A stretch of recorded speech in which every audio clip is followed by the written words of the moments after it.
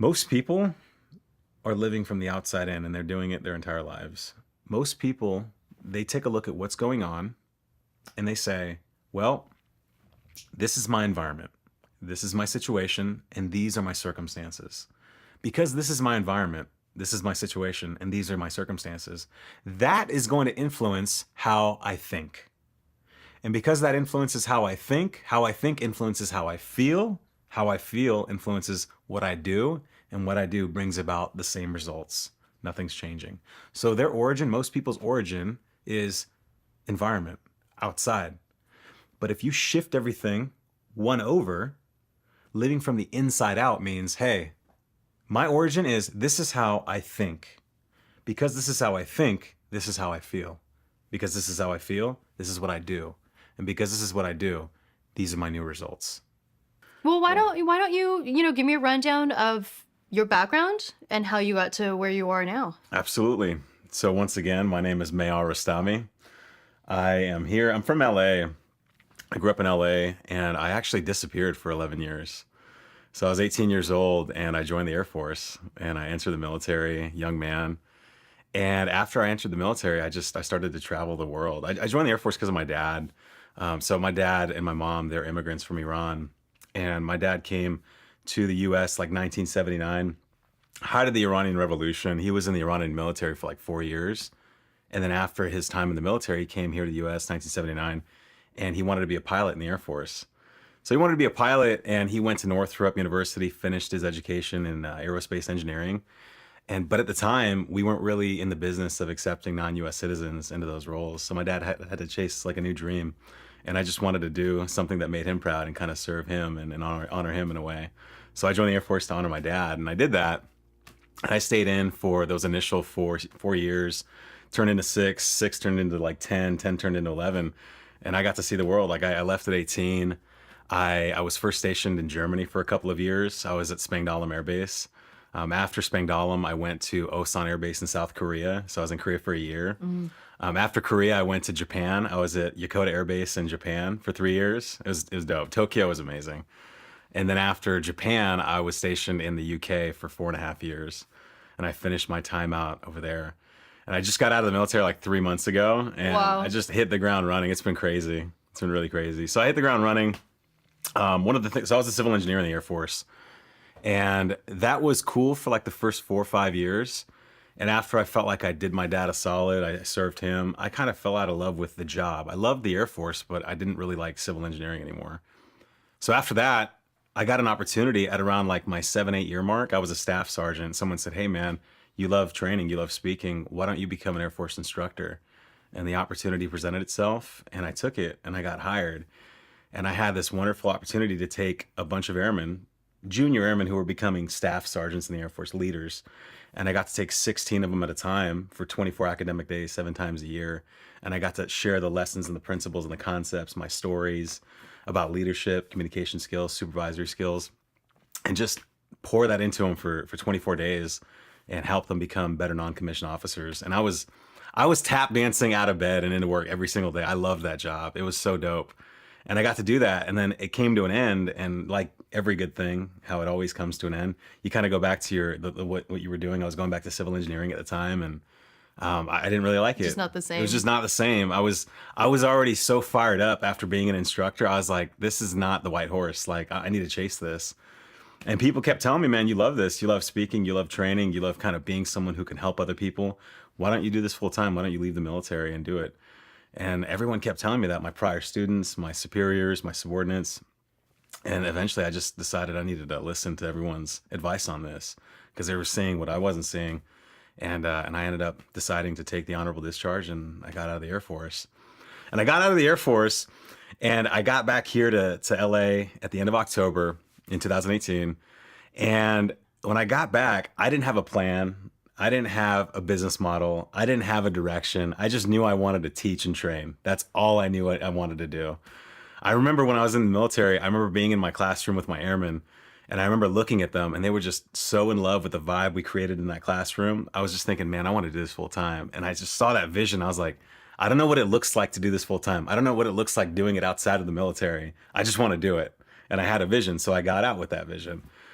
2-3 days after leaving the military, I met someone at an entrepreneurial center. Basically, when I got out, I was just like, you know what? I'll take my planner and I'll just fill my planner up with a bunch of business networking events because I heard that's what you do. You just go and like you schmooze, you mingle with people. Yeah, you just go and take action. Yeah. You take action. You just go, hey, what's your story? Kind of learn about them, share your story. So I looked up on the Meetup app, saw a bunch of business networking events in my area, put them down on my calendar, and I said, hey, for this week, I'm just gonna go check things out. So I grew up in Torrance, and I went to this place in Old Torrance called the South Bay Entrepreneur Center. Never heard of it, don't know what they do, what the mission is. I said, I'm gonna go check it out.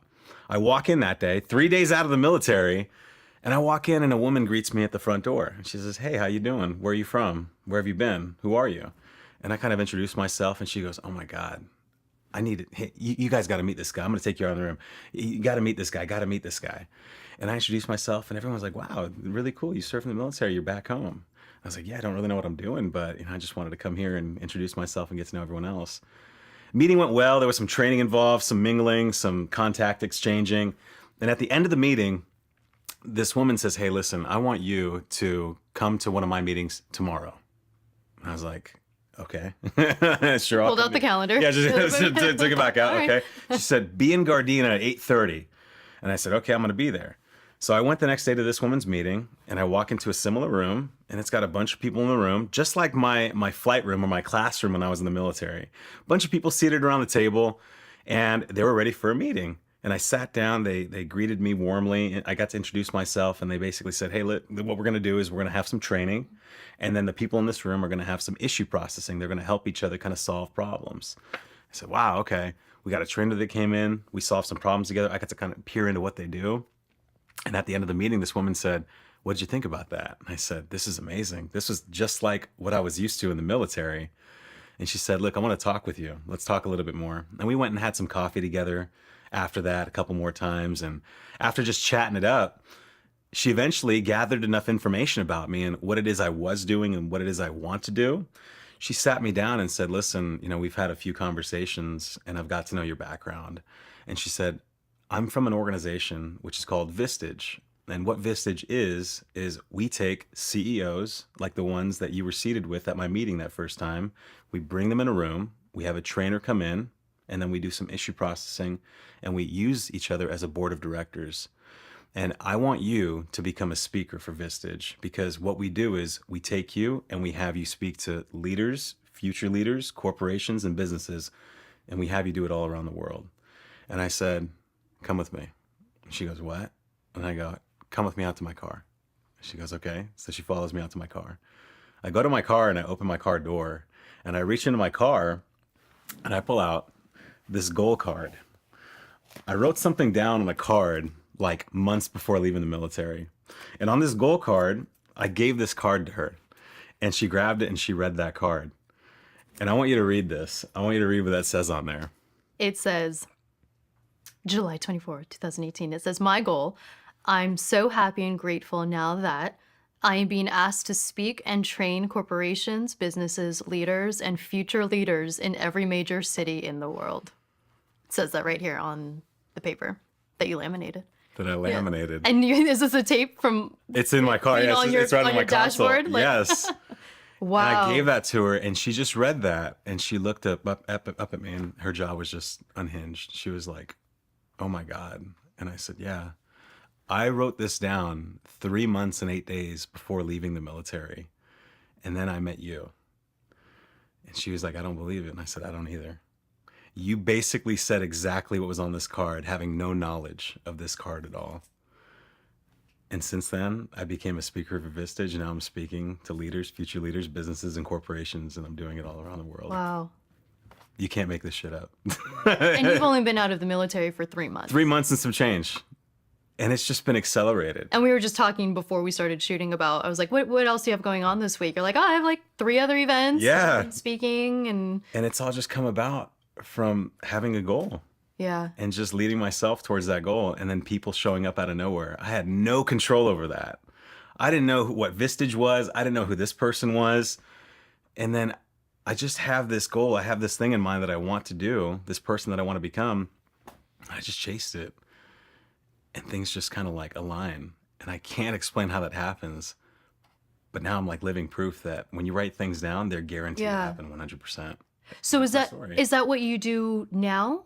Yeah, basically what I do now is I go around to these groups in the same way that I visited that first group, that first initial group, that fourth day out of the military. I get to go and be a trainer within those groups and talk about not only my military experiences, but the lessons that I know about leadership and vision and goal setting and things like that are applicable to the military, but also can be used for business to better a person's personal life or professional life. And it's just been taking off since then. So yeah. Great. Yeah. So you do speaking. Do you also do consulting and coaching? Yeah, absolutely. So that was kind of like an unintended consequence. I started out with just the training, and then after training a few groups and being exposed to some people, people just walk up and say, "Hey, man, I really like the way you think, and I like the way that you've been doing this, and I like your background. Would you hold me accountable? Can we do some goals together?" And I'm like, "Okay, let's do it." Yeah. Yeah, why not? Because one of the things that I loved from being in the military was being that one-on-one like supervisor mentor to my junior airmen, and that made a difference in their lives because I had my life changed by a lot of great mentors in the military. So I was like, dude, why not? So the speaking, the training, the consulting, it's all just kind of come about organically. That's great. Yeah, it's been crazy. So who are you, the type of people that you're talking with in either groups or private coaching? Is it like a particular type of person, or is there a huge range?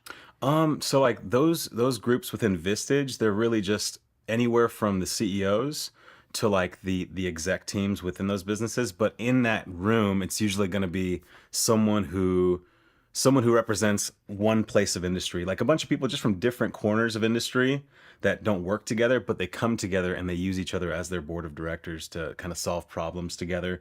One of the segments that we go through within a Vistage group is basically saying, hey, what's going on with your life, or you have an issue that you're trying to solve or a problem that you're trying to seek advice on.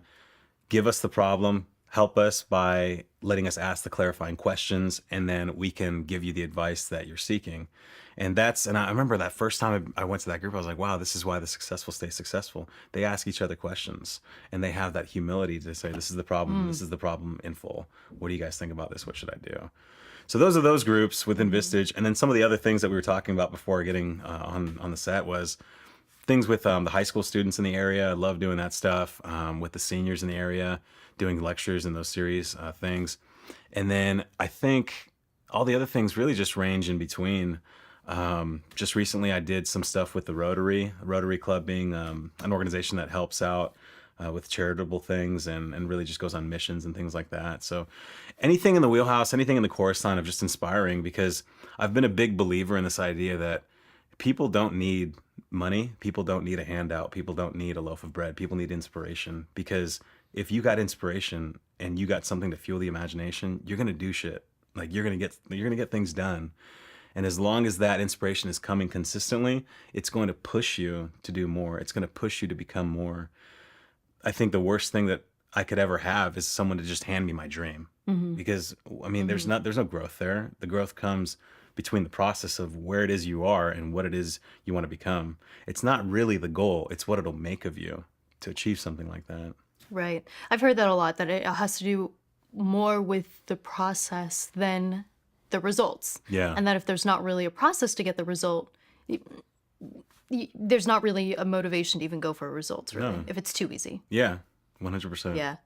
I'm so interested in different personalities and how they motivate or not motivate other people. Meaning, I know that some people really respond well to like an empathetic, understanding approach, and other people need to be kicked in the ass to take action. How would you describe your style? I think I recognize all the different styles. I might not be good at deploying all the different styles, but I think I know how to take the temperature in the room and understand what it is that resonates the best with the people that I'm speaking to. I do what I call like communications counterintelligence. So I like to sit with somebody, or I like to sit with the person organizing something and understand who's in the room. Like, what is it that they need? And what is it that I can search for within myself to give them? Because if it's a room of people who are a little bit more logical, then, I mean, I've spoke to a lot of engineers in my time in the military and like squadron commanders and like strategic leaders like the generals and stuff. And they're not really touchy-feely. Right. Like they want to know how it's going to be done. So I have to kind of like lean more towards the side of logic rather than fantasy, and maybe leave some emotion at the door. When it's a room like the Rotary Club or the high school students, they connect better when it's a little bit more personal and there is more compassion and empathy involved. So yeah, I always kind of say to myself, don't ever let what I want to say get in the way of what they need to hear. So understanding that there is a message that they're seeking, and I don't want to convolute that message with my own perspective and what I think they need to know. And what did you call that? Which one? The communications Yeah, yeah. counterintelligence? Yeah. Communications counterintelligence? Oh, I've never heard that before. Yeah. Is that did you make that up? Yeah, it's kind of like just doing some recon on the enemy. That's all. That's all. That's it. Yeah. But your audience isn't your enemy. But you treat them like kind of like the opponent, understanding what it is they need, what are they after, and then patterning your approach to meet that need. So yeah, I mean, one thing, I love how you said personality types. One of the things I used to teach in the military was what we called the 4 lenses, and we called it enlisted professional military education. So part of that enlisted professional military education was to equip people over those 24 academic days with the tools they can use to become better supervisors.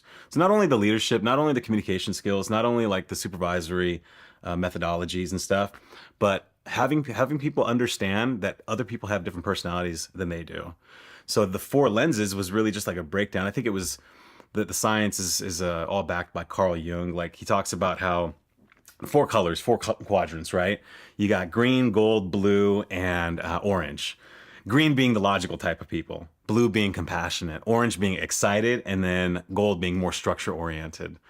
So being able to take the assessment on yourself and then understanding what kind of personality or predisposition you have, and then using that to understand others. So like in a room, I can always tell when I'm speaking or training or just with other people, I'm always kind of seeing it through those lenses. Hey, green, blue, orange, or gold. Is this person a little bit more logical? Well, then I can kind of tweak myself a little bit to make my message understood.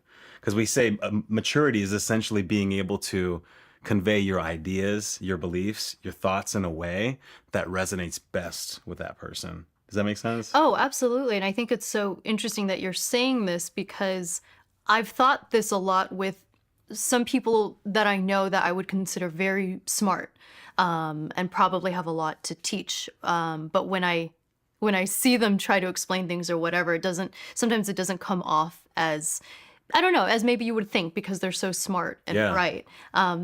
And so now that you put it in that way, I think that maybe that might be the issue. Yeah. Is that it's like, well, maybe how you are isn't that's not how everybody else takes in Yes. information. Yes. It's like, for example, if you say, for example, you are an orange when it comes to this 4 lenses thing, you're a little bit more excitable. You like to kind of just, that there's an end state, but you like to kind of just do it outside the box. If you're talking with someone who is a gold, a little Yeah. bit more structure oriented, likes to keep Yeah. to like a thing, checklist, you're going to drive that person fucking nuts because they want a little bit more order to the way things are. And that's okay. That's just what they prefer. It's just a preference. Like if I'm more of a blue temperament, if my temperament is more blue, compassionate, and you're more of a green, you're a little bit more logic oriented, or you prefer the logic over the compassion part, then I'm going to piss you off if I'm just always talking about my feelings. Does that make sense? Yeah. So it's like understanding others. Well, I think it starts with understanding yourself, right? First, understanding yourself helps you understand other Right, people. because you have to know where you're Yes. at, what Yeah. your strengths are or your weaknesses are. Yes. And then when you're in a room with other people, if it's not just one-on-one, if I understand that maybe I have, just by kind of doing that communications counterintelligence, that's why I like to come to these meetings, come to everything a little bit early to talk with people before the briefing starts, before the training or the Vistage group commences. Just understand people, and I kind of hear them introduce themselves, what they're all about. And that gives me that counterintelligence to say, that guy sounds like he's a little bit more logical, maybe a little bit more green, or she's a little bit more compassionate, a little bit more blue. And then I have a spread of what's in the room. Okay, I got 4 greens, I got 2 blues, I got 6 oranges, wow. and I got like 2 Wow. golds, right? And now that I know what the spread out is like, I can adjust myself to what I would refer to as the nexus. What is the happy medium? How can I convey myself that best resonates with everyone's kind of like temperament, the average of everyone's temperament? So being able to find that sweet spot is super pivotal. Because if I come in there like super touchy-feely, That's not going to work with more than half the people in the room. See, that was the four lenses is really cool. I'm sure if you search like Shipley Communication 4 lenses, Okay. it's on there. It's like a $10 assessment, really easy to take. I know that. Do you know who Gary Vaynerchuk is? Yes. So he Oh, talks we're a on. lot. Yeah. Here we go. Zach, you ready for this? He's such an advocate for self-awareness. I've heard some people asking him like, what's the number one piece of advice you could give people or whatever, and over he says self-awareness. Yeah. Because and it's one of the hardest things to do. You know, like we talk about this all the time in that, you know, here we're constantly striving to try and be self-aware and try and put our egos aside and better ourselves, because you have to have self-awareness to better yourself, because you have to know what your weaknesses are, what your strengths are.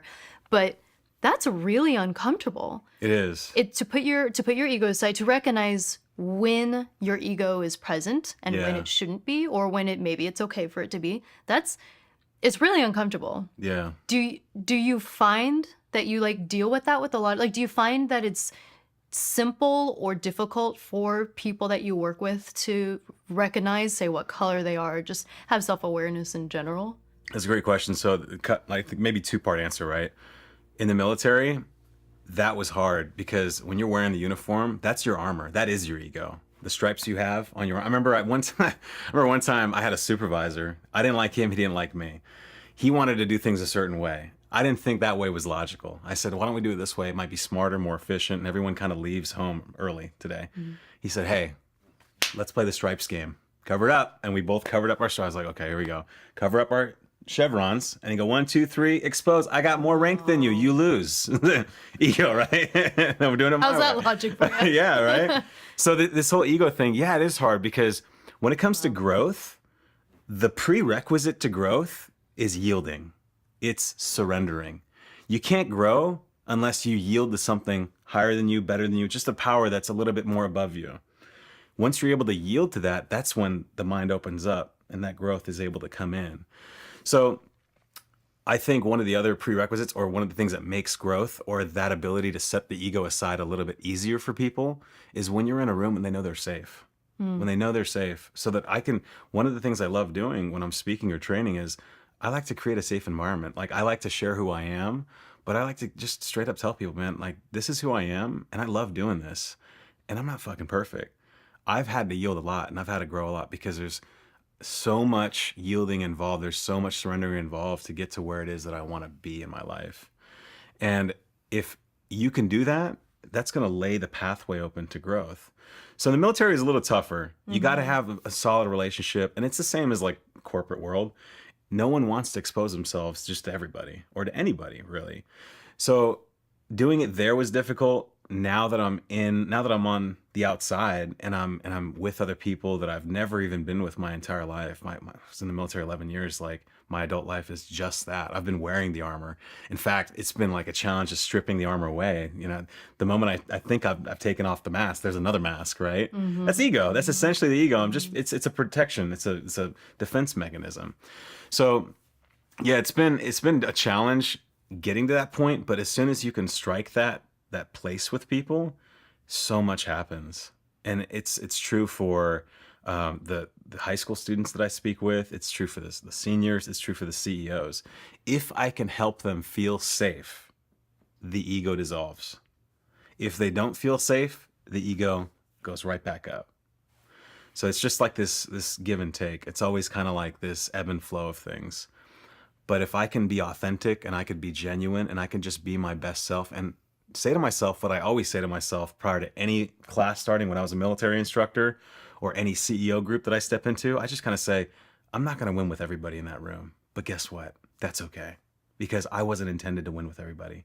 If I can be my best self and I can be authentic, I will resonate with the people that need to hear what I'm about to share. And that's all that matters. The ones that don't want to hear it, the ones that I'm not going to connect with, that's okay. Something else is going to make sure that they hear what they need to hear. And that something else is called life. Life has a funny way of breaking down the ego eventually. So Yeah. it will. Yes, it it will. It, like limestone, just breaks it down. So I think that if I can become vulnerable first, that makes people go, damn, he's vulnerable. I think I could do that too. Now, how did you become that open? Because you just got out of the military 3 months ago, and you're talking about, or and I think it's well known, this military culture of Yeah. discipline and hard work, all this. Like, what was the process like for you to put your ego aside and yield? I think so. In my journey, started as a civil engineer. There was a lot of ego involved. Every facet, every kind of like area in the military has its own culture. And as a civil engineer, you're a wrench turner. Like you're a grunt essentially. So there is a lot of armor. When I went from being a civil engineer to an airman leadership school instructor, I got this wonderful opportunity to bring these students into the room. And I had like fellow instructors and stuff, and they had rooms and they had students, but I got to take my 16, come into a room, close that door, and set the bar high, introduce myself, what my standards are, what my expectations are. And then once I do that, I had this opportunity to go, listen, I love what I do and I enjoy it. And we have a curriculum to follow, but I want to share my stories and I want to hear yours.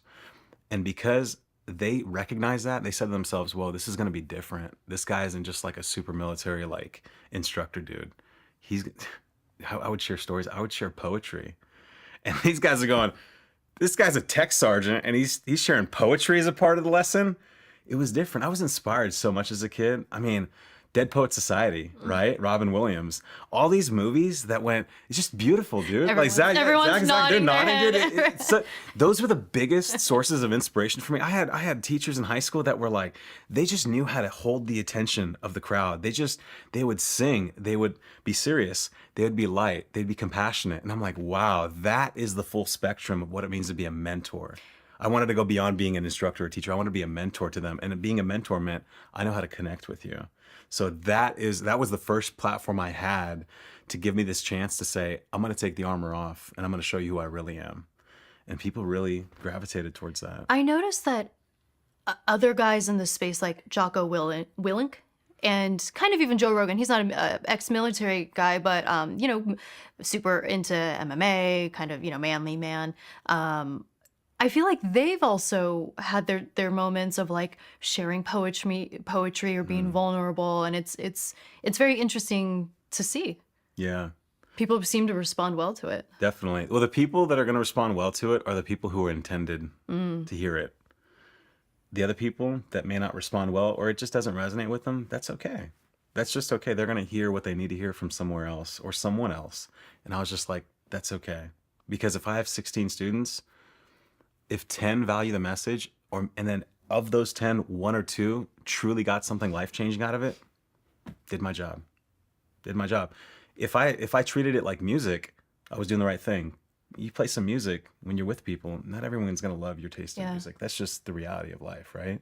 But if I get so hung up on this idea that, oh my God, he doesn't like it, she doesn't like it, like I'm going to fail. Now I start overthinking. And then we get into this area of analysis paralysis. Yeah. And you're just like, I want to please everybody. I was such a big people pleaser in the military when I was a younger airman and stuff. Even as like a young staff sergeant, I was just like, I want to make everyone feel good, but I'm not selling ice cream. I'm supposed to be a leader, but I'm trying to sell ice cream. Like it just didn't work. And I remember thinking, I'm not going to win with everybody. So I just need to stop giving such a shit.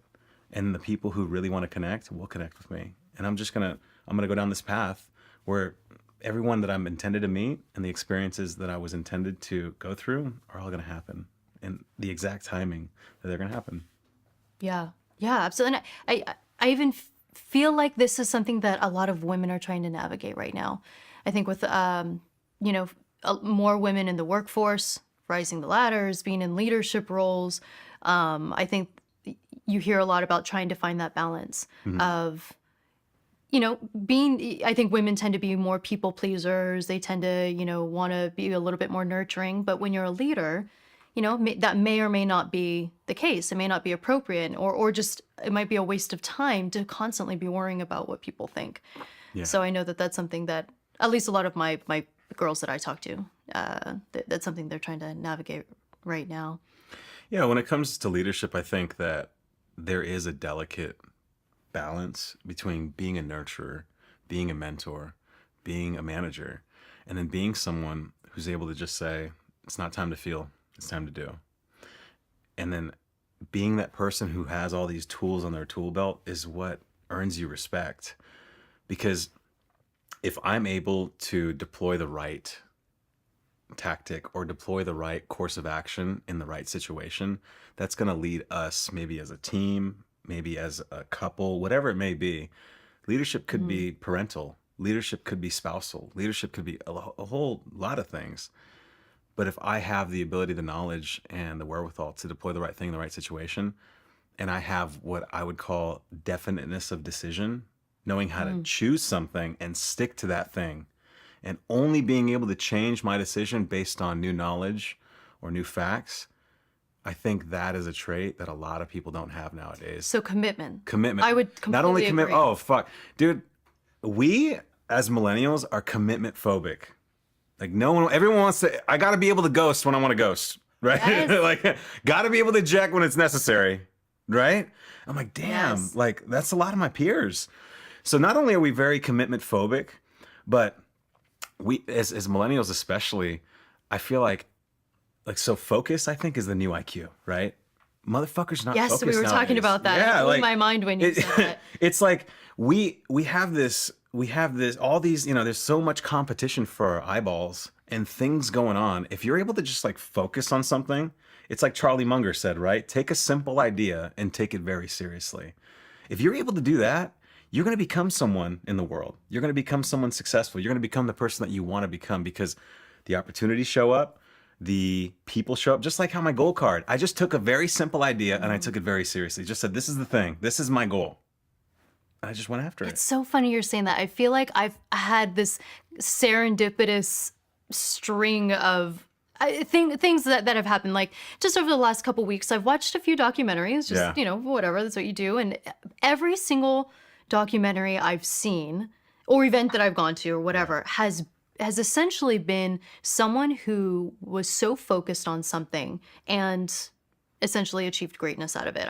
Like Free Solo. I watched like a documentary on master sommeliers, on, like all these, what was the other one? I can't quite remember, but it's essentially people that became masters at what they do. But their one trait was focus Yes. and concentration. And I'm like, Yeah. well, I mean, it sounds so simple, but it's so hard for people to do. Yeah.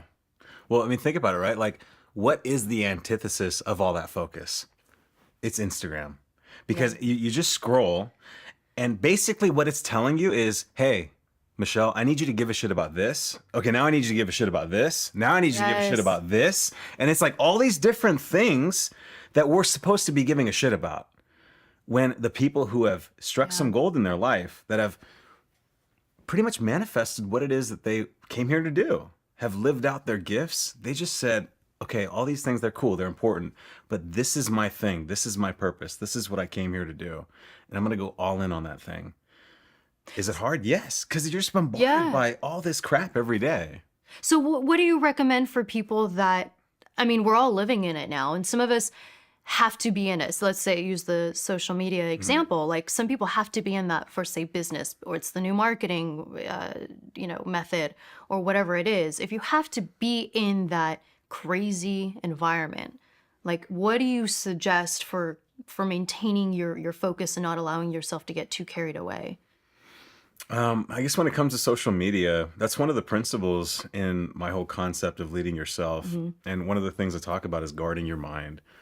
And I try to guard my mind from what I would call the deception epidemic and the marketing holocaust.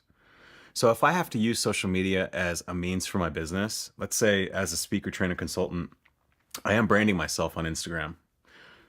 Well, if I might use Instagram to push my content out, I want to guard what's coming in too. So I've done like doing an audit on what it is that I follow. That's helped me out tremendously. Just like if I go down, if I'm just scrolling and I'm looking at things, and if that thing is not serving me or if it's not positive, it's got to go. Like it's got to go. It's something, if it's distracting me from the main thing, I got to remove it. And not only that, but some of the other things is like, what about the influence that you have around you, right? Like, are you guarding your mind from the people that might have good intentions for you, but their advice is just, it's counterintuitive to what it is that you want. It might come in the form of social media, and it might come in the form of friends and family in your life. So guarding your mind is something that I would say gets you away from all the shoulds in life. Everyone's saying, hey, you should be doing this or you should do that. Well, do you know enough about me and what it is I'm after to be able to say what I should and shouldn't be doing? A lot of people don't. And a lot of well-intentioned people don't on social media and face-to-face. Like, I love my mother. I love my grandmother. I love everyone in my family. But when they're talking about shoulds, I just wall off because they don't understand me. They don't understand what it is that I'm trying to do with my life. And that's, you could say that's no fault of their own, or you could say maybe it is. I don't know, but I try not to care too much about that. So this is all a big game of knowing that the fucks I give are finite and I'm going to die one day. So I better give a fuck about the right things. And all the things I see on social media and all the things that kind of catch my attention and take me down the rabbit hole, I'm pouring some fucks into those things, right? So yeah, it's one thing to use social media to push content out. It's another thing to understand what's coming in. Like understanding, hey, maybe this isn't right for my mind. Maybe using this time to just listen to music or listen to an audiobook or something might be beneficial. How would you recommend navigating that space with people in your life, friends or family, that you feel like might not have as fruitful of a relationship as you would like? Well, when it comes to friends and family, I think, and you could probably vouch for this too, the older we get, the smaller that circle gets. Yeah, oh yeah. And I We've think talked about that we a let a lot. little bit more people in for some reasons, and we kind of like push other people out for other reasons. And it's not because we're like bad people or they're bad. I think one of the things that happens is we tend to bring morality into it. It's not good or bad. It's just, does this serve or does this not serve?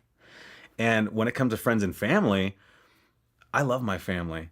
I've been back for a few months and I'm kind of like full on my family. Like, it's just too much, right? Like, I spent the last 11 years kind of independent and doing my own thing and having FaceTime and writing messages back and forth. And I got to control the amount of exposure. And that was beneficial to my mental health. That was beneficial to my journey. And now being back for a few months, everyone wants to see you. And that's great. I want to see everyone too. But spending too much time in their space, because energy is contagious. The vibrations that you put out, that I put out, the frequency that we produce, it puts out a signal. And sometimes the signal that some friends and some family put out, it's not that great. It's just somewhere, it's on a different frequency. So did you see what I just did? I actually said I brought morality into it, good or bad. It's not good or bad. It's just not in line. It's not congruent with what it is that I want. Absolutely, because they're on their own path and you're on your own path. That's and it. if they connect, then they connect. And if they don't, then they just don't. Exactly. So if I'm trying to distance myself from that energy, I know that it's not because it's a good or bad thing. It's not because I don't like you. It's just because we're not in line. Now, how you choose to take that is your choice. If you don't like me, that's your choice. I got choices too. I got the dignity of choice. How you feel about me is your choice. How I feel about you is my choice. If you don't like me, that's yours. I can still choose to like you, but still have some distance. And that is maturity as well. It's so true what they say of you are the culmination of the 5 people that you spend Big time. most of your time with. Back to what you said, the older you get, the more true that is. Yeah. You know, I think when you're younger, you kind of just want the numbers. Like, you want to have lots of friends and a big social life. We put people in a hopper. Yeah. In a hopper? Yeah, essentially, like when we're younger, we have so many friends. And then in the hopper, you know, it kind of funnels. And now, in our 30s and stuff, it's like there are far less people. It's like I just don't have, well, first of all, I just like care less. Yeah. That's good. And second of all, like I just don't, the time, you know, you're getting your priorities in order. Yeah. And sometimes those priorities aren't like just having a big, you know, who am I going to get brunch with this weekend? Like, you know, your priorities are different. Yeah. Yeah, absolutely. Well, I want to ask you more about the 6 principles, because I know this is one in your Leading Yourself segment. But before that, I did want to ask you about how your time in the military has affected your approach to what you do, because we talked about how there were parts of the military that you had to break away from to do what you do. But is there anything that you took away from that time that helped you with discipline, motivation, anything? One of the things that I've really held on to, because there are things that I want to hold on to and the things that I don't think serve anymore, is, so the credibility markers are pretty important. I know that for me personally, I don't really care about the rank that I achieved in the military, it was just a reflection. Like, your rank does not say anything. It doesn't mean who you are. It doesn't say anything about you. It just represents what your commitment is and where you stand in the bigger scheme of things towards the mission. That's it. It does not say anything about Mahyar Rostami. I know that to some people it means a lot. And the awards, the decorations, that means a lot. If that means a lot, happy days. That's your preference. That's your choice. Not good or bad. So the credibility markers were important for me to gain credibility with the audiences that I speak to on a one-to-one basis or the group settings and stuff, because I've always believed in this idea of like when you speak to people, when you train or whatever it may be in a video, whatever, I always follow that ethos, pathos, logos, meaning, hey, ethos, who are you? Because when people look at you, when you're speaking, when you're training, you got a podcast, a video, everyone is looking at myself, everyone's looking at who it is, and they're asking 3 questions all subconsciously. Number 1, who are you? Number 2, what do you have? Number 3, why should I care?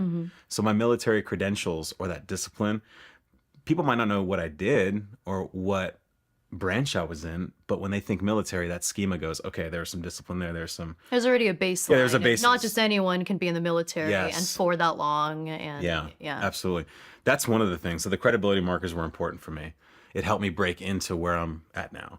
The other things are, I think that one of the biggest things is I learned the principles of instruction in the military, and that really helped me kind of like pattern my approach for audiences outside of the military, for businesses and one-to-one stuff. And another thing is, just if we're talking about disciplines, have you ever read that book, or have you ever watched the speech? We had a great admiral in the military when I was in. His name was Bill McRaven. And Admiral McRaven, he gave a speech to the University of Texas at Austin, and he talked about the 10 things you can do to change the world. And he talked about the first principle is, if you want to change the world, you make your bed every day. And everyone kind of laughed, like, what? Why? And he had some really great stuff behind that. He basically said, when you start your day and you start that day with a small accomplishment, that's going to make you feel good. And a little accomplishment actually turns into another accomplishment. And that accomplishment turns into another accomplishment. Compounding, right? You're starting out small. You just make your bed. And then he says, if by chance you have a bad day and you come home, you at least get to come home to a made bed. Aww. And it's a bed you made. Makes you feel pretty good about life, right, Zach? Do you know Lewis House? No. He has a podcast called The School of Greatness, and he interviews, all people who have achieved greatness and whatever. And he was talking about this concept of making your own bed. And he was like, yeah, I realized at a certain point that I had to be more authentic with this. He's like, because I had a maid and she was just making my bed every morning. Yeah. And I had to finally tell her, like, all right, I got to make my bed. I got to have this thing. I got to actually, because the bed was made, but he didn't do it. Yeah. Well, I guess you could take someone else's accomplishment. Yeah. But so that was a big thing. I used to share that with my students too. It wasn't ever part of the curriculum or anything. I just said, dude, you got to start your day with an accomplishment. So that was a part of the discipline. Other things, timeliness. I mean, when it comes to the military, works on time, right? And being back in LA just these past few months, I'm coming back with 11 years after the Air Force. And if you're on time, you're late, 15 minutes early to everything. And then I get to meetings and stuff, and it's supposed to start, say, 7:30 in the morning. People trickle in at 8:15. I'm like, that's not all right. There's nothing you can tell me that can tell me that's all right. But the traffic. Right. So okay, how about leaving earlier? How about maybe understanding that there will be traffic and leaving early? How about plotting the route the day prior? I'm starting to realize just basic things, prudence, being able to do things in a way that are beneficial for the future, right? If you were to tell me, hey, Mahyar, we're going to be on this show and we're going to start at 11 o'clock on Monday, I'd go, okay. And then what I would do is I'd say, okay, if I got to be there at 11 o'clock on Monday, what does 10 o'clock on Monday got to look like in order to be there at 11 o'clock on Monday? Okay, what is now, if that's what 10 o'clock needs to look like, what does 8 in the morning need to look like? And if that's what does the day prior need to look like in order for me to be there at 11 o'clock on Monday? Just working backwards, just rationing backwards. And I'm starting to realize most people don't do that. It's some basic shit. Just if you got to be somewhere at some time, why don't you just say to yourself, okay, if I got to be there at this time, maybe going out too late on that Sunday night prior to Monday is not a good idea. But people just live like moment to moment. Is that good in a sense? Sure, being present is good. But if being present all the time is fucking up your future, then it's probably not good, you know? Yeah. So that's a huge habit. I think, as human beings, if we just take myself, I take you, if we just pull each other apart, we're just a bunch of habits. We're just stringed together. We're a bunch of paradigms. And a paradigm is just a bunch of habits. So some people just have a habit of being late. And if you kind of like dissect it, it's really just selfishness. It's just me saying, I value my time more. Mm-hmm. And being there 15 minutes early is a waste of my time. I mean, there's no other way you could cut it. If you cared about the other person's time, you'd probably be there on time. Right. So it's just smaller things. So I think people do appreciate that level of discipline and value towards their time. There's so many, and we can talk about a lot of different little things that have carried over. Now, why do you think the military has been so successful at establishing this discipline culture? Because everyone that's in the military, I mean, it's like you either adhere to it or you're just not in the military. Yeah. But people come out, so you obviously have been doing these habits for so long, so they're great habits for you. But like, why do you think they're so successful at having that structure? So 2 parts. The first part is when you enter the military, you go through basic military training. You go to boot camp, and they break you down. They pretty much remove your identity from you. So you start there and you build up. And once your identity is removed, and it's kind of like a program, it's essentially like they are wiping the program. The ego, wiping the ego. ego. Yes, wiping the ego, absolutely.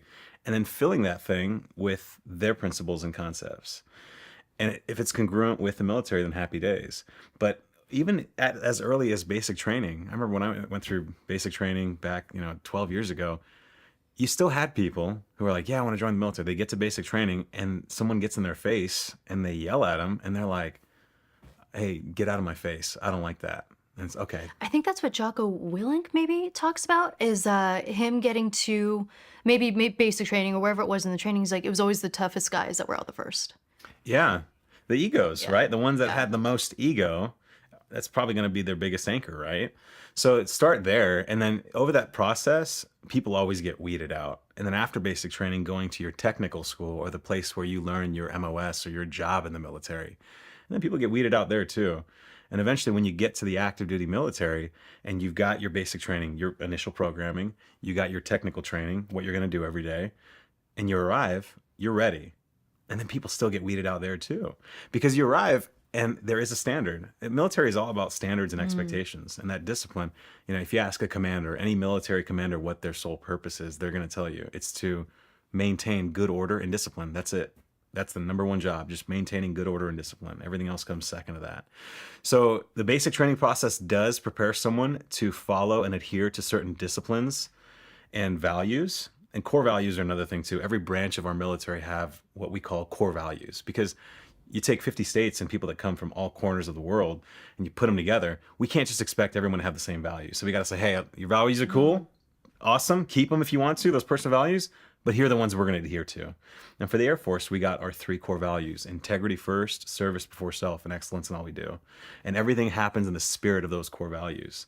And that's essentially what we're doing when we're creating values for ourselves. We're leading ourselves with those values. So when you get to the active duty military after your training and all the programming and stuff, as a supervisor in the military, as a non-commissioned officer, I had to hold the standard as a leader. I had to say, hey, this is okay, I'll stand for this, and this is what I won't stand for. And anyone who doesn't fall in line with the standards and expectations, we start low. The progressive discipline process starts slow. We just have a chat. Hey, what happened? Tell me about what happened. Why'd you do that? Oh, this is why I did that. Okay, hey, this is why I was wrong. Cool, got it. It happens again. All right, now it's not a one-way conversation. I can't have you doing that. And so it goes. If it happens again, it's not a conversation anymore. Now I got to write it down. I got to document it. If it happens again, now it's not like a counseling session. It's more of a wrist smack. And if the wrist smack doesn't work, then we just keep going down that progressive discipline process, kind of like stairs, until it's out of my hands. Well, maybe you don't want to be here. Maybe you can't follow the disciplines and the identity that the military is. And some people just can't. I mean, I've had to be the person who has essentially escorted someone out to the main gate and said, okay, now give me your ID. Wow. Thanks a lot. And that's it. Because some people just don't want to remove the ego. You got to yield first. You got to be, when we're talking about, you got to be able to yield and say, you know what, you're right. And because You're giving me the feedback. You're looking at this objectively. I should probably take that feedback if I want to be an effective airman or if I want to achieve my goal. And that's another one of those things, the board of directors thing, that I think we'll talk about, these 6 principles. I really like the idea of standards. What do you recommend for people in just like regular everyday life that have their standards or they have their goals or whatever, but they don't have someone that's going to like kick them out of their life if they don't, show up on time or achieve their day to-do list, whatever that is? So that's a great question. When it comes to standards, is it easier when you have someone mentoring you or holding you accountable? 100%. Absolutely. But what if you don't have someone day to day? Well, there are things that you can do until that person shows up. And I do believe that people will show up. But until a person shows up to help you, a mentor, a supervisor, a leader, an accountability partner, I would use, personally, my perspective is using some principles to follow. And those principles are what I would call leading myself. And I would cultivate these principles by experiences or reading books, whatever it may be, but having a core set of disciplines or a core set of principles to follow. So if no one is holding me accountable, the first thing I can do is I can have a goal. If I got a goal, if I write it down, just like that goal card, right? The one that I ripped off of my dash of my car. If I have no one holding me accountable, at least this is holding me accountable. Because like I said, if we went outside and we just approached 100 people and said, hey, what is your goal? Chances are about 90 of them won't be able to tell you their goal. And of the 10 that say, yeah, I got a goal and here it is, I would probably say maybe like 1 or 2 of them have that goal written down. If you write things down, they're guaranteed to happen 100%. You think? I will contest that every single day of my life until I'm dead on a hill. It will happen. Just by writing it down. Just by writing it down. But there are some questions that we got to ask. If I write something down and I am, number one, if I'm willing and I am able, that thing is going to happen. As long as I'm willing and I'm able, it's going to happen. So being able to write things, having a worthy ideal, just having a goal. If I have no one to hold me accountable, maybe it starts with the Post-it note on my mirror. Maybe it just starts with a goal card. Maybe it just starts on a notebook and saying, this is the thing I want to do. That's an accountability tool. And most people don't write things down. Those 90 out of 100, they don't write things down, I believe, because of the shit it's going to pull out of them in order for that to happen. Because it's going to pull some stuff out. And that's scary. That is unknown. It really is scary because I've heard this concept as well, like put a Post-it on your mirror, whatever your goal is. But then those insecurities start creeping up. Like, well, but if I put it on my mirror, then anyone that goes in my bathroom is going to see that. And that's weird. Or like I'm going to put it on my computer, but then anyone that's there is going to see that. And then I have to talk about it. And that's uncomfortable. And for that, I would just say, hey, be fucking proud of your shit. Yeah. Who cares if someone doesn't like that? I had a fear too. If you told me to journal in the military, I'd be like, why? I got a journal now. As a grown man, I got to write things down, and I got some thoughts that I want to just like get on paper. Never would have thought I'd had some foo-foo shit like a journal, but it's necessary now. It is. Like I thought that was stupid at one point in my life because the belief was, just like you said, someone is going to find it laying around and go, Yeah. What? Yeah. Ha! You wrote that? Zach, you wrote that shit? You bitch. Oh my God. Wow. We're gonna edit out just that one little segment. Let's take that one out. That'll be your introduction to the episode. Zach, you did. This episode. Yeah, but that was my fear. I was like, you know what? If I write that thing down, someone's going to see it and they're going to think it's stupid. Well, I got to say to myself, it doesn't matter if they think it's stupid. Back to the ego. It's back to the ego. It's 100% back to the ego. So yeah, being able to write something down, having a goal, it's a necessary step in accountability. Now, do you think handwriting it or can you type it out and print it out too? What do you think? I'm a big advocate of writing it down, handwriting it, because every time, I wish I had my phone, every time you open up your phone, it's just like, it's different. It's different. You kind of associate it with a message, and a lot of the messages we send, we're not committed to. Like, it's just, there's a lot less commitment going on in the electronic device. As well. 100%. You could change it. The level of commitment there is low. But when it's here, there's something that happens. You take a pen to paper, it's like you are tearing the veil of the universe, and it's like it's putting it there. Like it's happening. Intense. Yeah. Yeah. But like I'm just like that's just a thought. whatever, I'm just going to put it on my phone. It's not really a big deal. This is not right. So I think writing it down by hand is necessary. What do you recommend as far as a format for that? Do you recommend writing your goals in like present tense, in the future tense, do you recommend writing the deadline down? So the present tense is interesting because in the same way that you read the goal, it didn't just say, hey, I want to become a speaker trainer, businesses, leaders, future leaders, corporations all around the world. It said, I am so happy and grateful now that I am speaking and training businesses. You wrote a feeling I wrote a associated with it. feeling. Yes. And I wrote a feeling. And why did I do that? Well, here's why. I've always believed that writing causes thinking. Pretty simple. Thinking creates an image. We think in images. The image is produced and emotions are attached to the image. After emotions are attached, those emotions change the micro actions. The micro actions then affect the macro actions, and the macro actions create a reaction. Reaction becomes a result. We call that a result in life. So writing it down, but writing it in such a way that emotions are attached to that thing is what's going to change the results. Writing causes thinking. Thinking produces an image. Image gets attached to emotions. Emotions change the micro. Micro changes the macro. Macro causes a reaction. Reaction, result. So anything that you can do to make... When I wrote that down, July 24th, 2018, I was not speaking and training businesses, corporations, leaders, and future leaders. I was not physically doing that. Didn't know how to do it, didn't know what it looked like, just said, hey, I'm doing it. Again, most people don't do it. What? You're already doing it? You didn't do that. Well, you're stupid. and people do that, right? We have all these fears. But you know what I said? This is for me. This is not for anyone else. It's just for me. I'm already doing it, and I'm grateful that it's happening. And that puts me in a state, it increases my vibration. It gets me excited. I'm now excited that frequency and vibration increases. If we can assume that this concept is true, if we could just say that there is an ether, there is a universe, and in this ether, there are vibrations and frequencies of happiness, fulfillment, satisfaction, agony, guilt, shame, different frequencies, different emotions. If I write something down in such a way that increases my personal vibration or frequency to a level that aligns or harmonizes with what it is that I want, excitement, they're harmonized, now that thing comes to me. The law of attraction. The law of attraction. That's the conduit.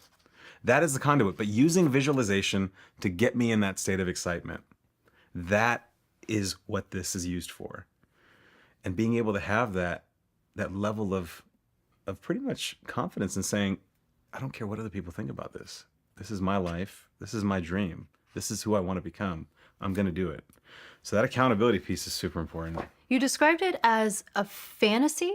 Yes, fantasy. Why would you describe it that way? Because I think some people would think by describing it as a fantasy, it makes it seem a little more unattainable.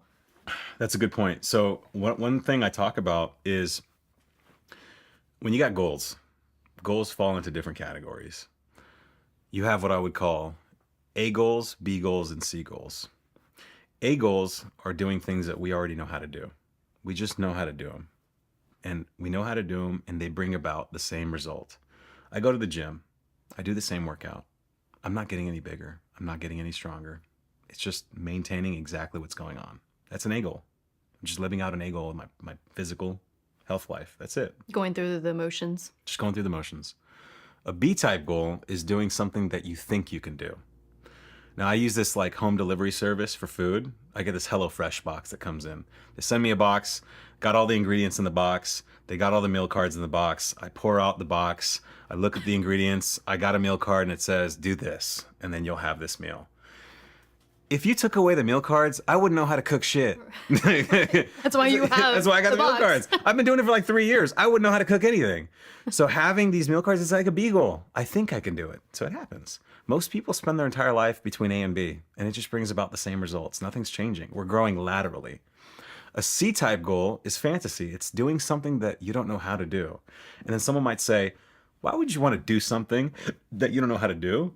That's stupid. That doesn't fit into logic. You got to know how to do stuff, Michelle. You got to know. Why? What about that guy, Edmund Hillary, climbed Mount Everest? The guy went to Nepal 3 times. No one's ever climbed Everest. No one ever did it. Everyone who tried died. C-type goal. It was a fantasy. What about those 2 bicycle mechanics, the Wright brothers? You can't fly. That's stupid. How are you going to do that? These guys figured it out. What about John F. Kennedy, who said, hey, 1962, we're going to the moon and we're going to do it in this decade? And everyone said, wow. And then he went back to his cabinet and said, hey, don't know how we're going to do this, but I said we're going to do it. Had never been done before. There's a great story about that. John F. Kennedy said that to the country, 1962. Said we're going to do it in this decade. Went back to his cabinet. He sat down with his cabinet, got a long table, and he's got his closest advisors to his left and to his right. And down on the other end of the table are his scientists. And the chief scientist, who was seated directly opposed John F. Kennedy, was a guy named Wernher von Braun. And von Braun was someone who we recovered after World War II. We brought him over to the US, and he became a part of our aerospace engineering programs. Chief scientist for the United States in 1962. He's sitting at this table, and he goes, Wernher, what do we need to get to the moon? And everyone in the cabinet looks at John F. Kennedy, and everyone kind of looks down at Wernher von Braun. And von Braun is seated directly opposed from him. And his scientists look at him, and Wernher looks up at the president, and he puts his pen down, and he says, the will to do it. The will to do it. Remember we said, what do we need? Am I willing? Am I able? And we did it 7 years later in 1969. It's just the will to do it. Wernher von Braun, he said something beautiful. He said, I have learned to use the word impossible with the greatest possible caution. A lot of people think shit is impossible. As long as you're willing and you're able, you can do it. It's fantasy. Everything started in the imagination. From flying to going to the moon to climbing Mount Everest. It's imagination. They were fantasies. They're fantasies. You gotta have fantasy. So have your own fantasy, essentially. Yes. This goal card, fantasy. Fantasy. It's just fantasy. Now it's gone. But it's fantasy. I didn't know how I was gonna do it. I just said I'm gonna get to the moon. And I just needed the will to do it. Yeah. That's all. So different types of goals. Fantasy is important. It's going to bring about the results that we really want in life. And people might say, well, I don't really want anything. Yeah, I'm good. Well, that's bullshit. I think you do want things, but you're going to reject fantasy before giving it any serious thought. We reject fantasy. I rejected fantasy for a lot of years in my life. That's why I didn't leave the military when I think I should have left the military. I thought I got everything I needed, but I didn't know how I was going to do it. I didn't know what I was going to do. I said, no, everything's good. I'll just be in the military. Everything's fine. I actually wanted more, but I didn't think I was worthy of getting more. It was all beliefs too. Mm-hmm. Big time beliefs. So do you recommend, how many goals or fantasies should someone write down at one time or have at one time? And should they categorize them in a certain way? Back in the day, I used to work for Lululemon, and they're very big on goal setting for their employees, and they would make their employees categorize their own goals by, I think it was health, personal, and professional career. Mm-hmm. And I think they would do like 1 year, 3 year, 5 year, or 1 year, 5 year, 10 year, something like that. Do you have any specific recommendations? I like what you said about essentially having a personal goal and having a professional goal. At a minimum, I think that everyone would benefit from having a personal and a professional goal.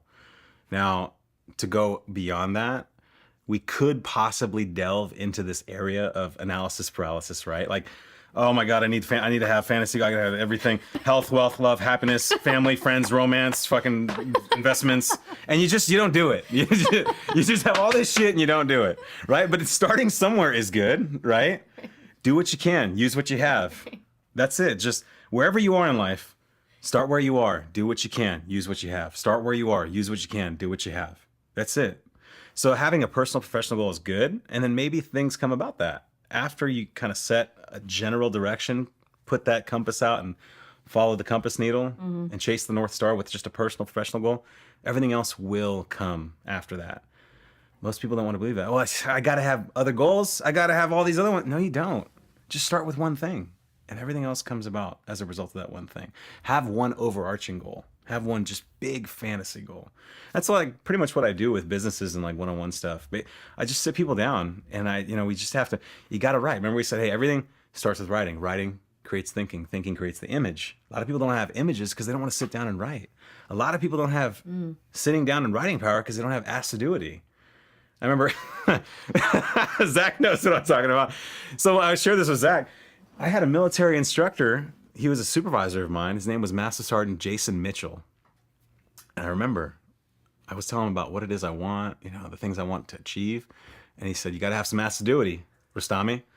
And I said, what is assiduity? I was going to ask you what assiduity was. And he said, assiduity is sitting your fucking ass in that seat and doing the work. Is that really what it is? It's not a real word. It's a real word. It's just focusing. He says, sit your ass down and do the work. And I said, oh, you're right. And he was basically saying, hey, you got to sit down and write. It's essentially just having the diligence or the focus. And that's what I sit down with people and we just, hey, write it out. Hey, what is your goal? You don't have one? It's okay. What are your wants? I don't have any. Well, let's talk about it. Create a shopping list. Just imagine. Just let your mind run free. So is this what you would recommend for people who say, maybe don't know what their passions are or what their goal, because I know you emphasize like obviously living passionately and working passionately, but what about those that don't, it's not obvious to them? For that, I would say it's as simple as sitting down and doing it, because how much time does the average person create in a day or even in a week to intentionally sit down and just write? Maybe just not only write feelings and experiences, but writing what they want, goals. Very little. So just sitting down and just creating a shopping list, my personal wants, my professional wants. And again, this all goes back to the idea, like, what if someone sees that? Like, what if someone thinks it's stupid that I want a yacht? Well, fuck what someone thinks. This is your want. It's not theirs. So just write it down. Here, these are my personal wants, and just creating a list, because that will create the images. And if we can create the images, the emotions are going to get attached to the images. And as soon as those emotions get attached, it's going to change the micro. Micro changes the macro. Macro, result, essentially. Action, reaction, result. So it just has to start there, having that assiduity. And that changed my life. He just said, hey, man, you got to sit down. You got to do the work. Sit your ass in the chair, do the work. Okay, boom. And I created a discipline out of doing that. And that's what I'm sharing now with other people. So that's the first principle. The first principle is leading yourself. Yes, having a worthy ideal is the first principle. The second ideal was kind of, we already a little bit, I think we touched on it with what was it? It was essentially guarding your mind. So guarding your mind. Is the Oh, next right. one. Yeah. So that was the second one, which is essentially, sometimes we cut up these segments shorter. So if anyone didn't see the full episode, essentially saying protect your mind. And your mental state is how I would probably put it. Yeah. And if there's anything else to be said about protecting your mind, guarding your mind, it's basically understanding this concept that not everyone gets a vote in what you should be doing. If you understand who you are, if you understand what it is that you desire, then you can align yourself with the people that might already have that thing or might be on the road. I don't give everyone a vote. This is not a democracy. So like knowing that some people have the right information, the right mentorship, the right guidance for me, and some people don't, again, neither good nor bad, right? I think it was Shakespeare, nothing is neither good nor bad, but thinking makes it so. Hey, not saying your advice is bad. I'm just saying that it's not congruent with what it is that I think I'm after. That's it. So guarding your mind is the second one. The third one is setting your values. Setting your values. And what I mean by that is having a core set of values, kind of like the core values I mentioned in the Air Force, integrity first, service before self, excellence in all we do. Having your own personal set of core values that you follow every day. And what I do is something that I've talked about with vision boards and stuff like that, is essentially I have like my 7 things I'm going to do every day for myself that's going to get me to the results that I'm after. And my 7 things are basically this. Number 1, lead myself. Number 2, add value to people. Number 3, study and practice leadership. Number 4, read 10 to 15 pages of something positive every day. Number 5, speak compelling passages out loud. Number 6, memorize a quote. Number 7, intentionally grow. Those are my 7 things, my 7 values. And they could just be simple. It doesn't mean, I don't want people to like, hey, I'm gonna take a college class every day. Like, not like that, right? just 7 simple things that are manageable so that you can do them. And then the little things, right? Just knowing that you accomplish it. Making my bed, right? Just, hey, number 1, make my bed. Number 2, write something I'm grateful for. Number 3, I remember I was in a group, this guy, he had a great set of values for his mornings. I was teaching, he said, I do 3 things in the morning. I said, what are those 3 things? He basically said, When I wake up, the first thing I do is I set my intention on one thing. I'm going to do that thing today. Number 2, I forgive myself of one thing. I'm going to let that thing go. And then number 3 is man, what was it? So it was intention, let something go, and then, I don't know, maybe drink orange juice or something. Have a Bloody Mary. Yeah, have a Bloody Mary. Yeah, it was something, but he had 3 things he does every day. Oh, what it was is express gratitude. So like basically, set my intention. I'm going to do that one thing every day, let go of something, forgive myself, and then express gratitude for one thing. Those are values. I think that's 3 of 7 right there. So setting your values. And I think those are important to revisit every morning, because when we wake up in the mornings, our brains are actually operating in different wave cycles. We're the most impressionable that we're going to be over the course of our entire day in those first 20 minutes of our day. So if I could get up and listen to something positive, or I can get up and read some of my values or write something down, that's going to stick with me the entire day. So if those things, that 20 minutes can consist of those 7 things that I'm going to do, sometimes I just look at my vision board and I just say, hey, lead myself, add value to people, study, practice leadership. And I go through that thing, just like my own personal mantra. That's effective for me. So how do you figure out what your values are? Because some of those sound like kind of to-do items. Yeah, there is a little difference there, isn't there? So how do you figure out what your values are? It goes back to, again, understanding myself. What did I come here to do? What are people? One thing I help people with is kind of finding that purpose, finding what it is that their gift is, right? There's a lot of ways you could help people find their gift. You can help yourself, read books, things like that, and finding your gift. The 5 things I talk about in finding your gift is it centers on knowing yourself, maybe personality tests, knowing that you're an introvert, extrovert. That's a pretty big deal. The second thing is, what did you grow up around? Like, what did your parents do? What is your mental mind map, essentially? The third thing is, what do your enemies compliment you on? Because, friends and family are biased. A lot of people are going to compliment you, Right. and they're going to tell you what you want to hear. But what do your enemies compliment you on? What do I mean by that? Basically this. When I was an instructor in the military, I won with the students. It was great. But I had peers that I taught with that didn't like me. And I sucked with time management and organizational skills. I was terrible at those things. So I remember whenever someone wanted to criticize me on one of those 2 things, they would always open up with something like this. Michele, look, you're really great with the students, but, and then they would criticize. Or, Michele, you're a great instructor, you're a great speaker. However, you know what? That's good. Good criticism, good feedback. But the most important feedback was the first part. If the people that didn't like me were telling me I was good at speaking, thanks. I'll take that. Oh, I'll put that. interesting. You see what I mean? So what are your enemies telling you? And then the 4th one is basically saying, hey, what do you sit down and talk about with your friends on a Friday night when money isn't an issue, when time isn't an issue, when no one's after anything, or no one isn't after anything? You're sitting there and being with people. What is it that you center your passion on? And I think the last one is, it's basically, what is it that you wanted to do when you were 14 years old? Because that'll say a lot about what your passions are. I think when I was 14, I'm like, dude, I wanted to be a teacher of some sort. I wanted to be like a public speaker because I saw so many great teachers doing it. I had an English teacher, he would recite poetry during the lessons, and he just knew how to like really hold the attention of a crowd. And he was compassionate, and he knew how to get back to the lessons. Dead Poet Society, all that great stuff. So those are the 5 things I help people with when it comes to finding that purpose. But that knowing your purpose, knowing yourself is the prerequisite to setting those values. And then that helped me create my own personal mantra. Now, I told you about the 7 things I'm going to do every day, but my personal mantra is I'm here to impact people's minds, to touch their hearts, and to ignite their spirits. That's why I showed up on this earth. That's the thing I'm going to live out. So if an opportunity comes to me, if someone says, hey, man, can you speak to this group or whatever it is, I always take that and I run it through the filter of my personal mantra. Hey, is it impacting people's minds? Is it touching their hearts? Is it igniting their spirits? Yes? Dude, let's do it. No? Thank you. I really appreciate the opportunity. I'm a no for that one. And it helps you kind of just like filter out what is congruent with your life and what isn't.